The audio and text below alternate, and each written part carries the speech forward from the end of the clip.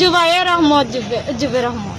আমার ভাই 16 বছর পড়ছে, এখন বর্তমানে অফিসের কামের কথা কইয়া আনিয়া বিল্ডিংয়ের কাম হারাইছেন। মাও তো কাইছেন না, বোন তো কাইছেন না, ভাই আইনে তো কাইছেন না।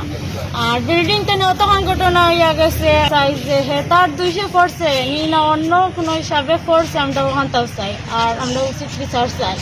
আর ও ভাই একটা ছাগল আর গরু পাই ইনশাল্লাহ বলি আমরা তখন আমরা ভবিষ্যৎ চলতে গেলাম আর ভবিষ্যৎ চলতে গেলাম মাসের হচ্ছে যে মা দেখুন মাথার মাঝে যখন আমার ওখানে কিছু করার মতো। আপনার ভাই যে মারা গেছে এখন আগে তো মামলা করছেন, এখন মামলা করছেন সন্দেহ করছেন নি না সন্দেহ ছাড়া? সন্দেহ করছি। পুলিশ ম্যাডাম করতে দিতানা করি টাকা কইছেন 5000 দিবা, ও বিষয় লইয়া সন্দেহ হামাইছে।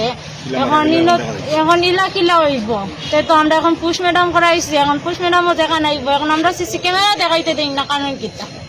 বড়লেখায় ভুবনের ছাদ ভবন থেকে পড়ে 16 বছরের কিশোর শ্রমিকের মর্মান্তিক মৃত্যু, আইনি পদক্ষেপ নিয়ে রহস্য। মৌলভীবাজারের বড়লেখা পৌর শহরের সাবেক আওয়ামী লীগ নেতা কামরান আহমেদের মালিকানাধীন ভবনের ছাদ থেকে নিচে পড়ে জুবায়ের হোসেন 16 নামের এক কিশোর শ্রমিকের রহস্যজনক মৃত্যু হয়েছে। শিশু শ্রমিক দিয়ে ঝুঁকিপূর্ণ কাজ করানোর পর এই মৃত্যুর ঘটনায় নিহতের পরিবার বিচার চাইতে গিয়ে দফায় দফায় বাধার মুখে পড়ায় গোটা এলাকায় তীব্র চাঞ্চল্য ও রহস্যের সৃষ্টি হয়েছে। স্থানীয় সূত্র ও নিহতের পরিবার সূত্রে জানা যায়, নিহত জুবায়ের হোসেন বড়লেখা পৌরসভার সুজাউল এলাকার মৃত হাছিব উদ্দিনের ছেলে। অল্প বয়সে বাবা মারা যাওয়ায় পুরো সংসারের বোঝা কাঁধে তুলে নিয়েছিল কিশোর জুবায়ের। সে পরিবারের একমাত্র উপার্জনক্ষম সদস্য ছিল এবং তার 2 ছোট ভাইয়ের মধ্যে একজন প্রতিবন্ধী।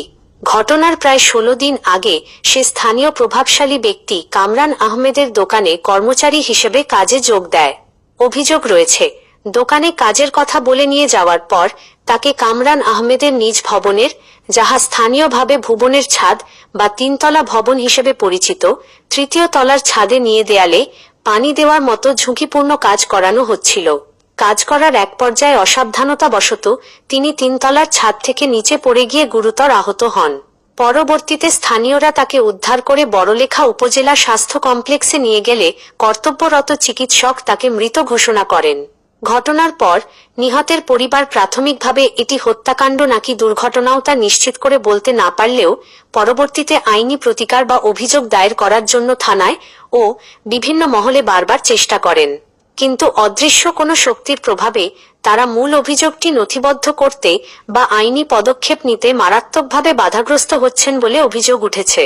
আইন অনুযায়ী 16 বছরের একজন কিশোরকে দিয়ে এ ধরনের ঝুঁকিপূর্ণ কাজ করানো স্পষ্টতই শিশুশ্রম ও দণ্ডনীয় অপরাধ। এত বড় একটি অপরাধের পর একটি শিশুর মর্মান্তিক মৃত্যু ঘটলেও পুলিশ প্রশাসন কিংবা নিহতের পরিবার তাৎক্ষণিকভাবে জোরালো কোনো আইনগত পদক্ষেপ কেন নিচ্ছে না তা নিয়ে এখন প্রশ্ন উঠেছে। সচেতন মহল ও স্থানীয় অধিকার কর্মীরা এই ঘটনার সুষ্ঠু ও নিরপেক্ষ তদন্ত দাবি করেছেন, যাতে জুবায়েরের মৃত্যুর আসল রহস্য উন্মোচিত হয় এবং জড়িতরা উপযুক্ত শাস্তি পায়।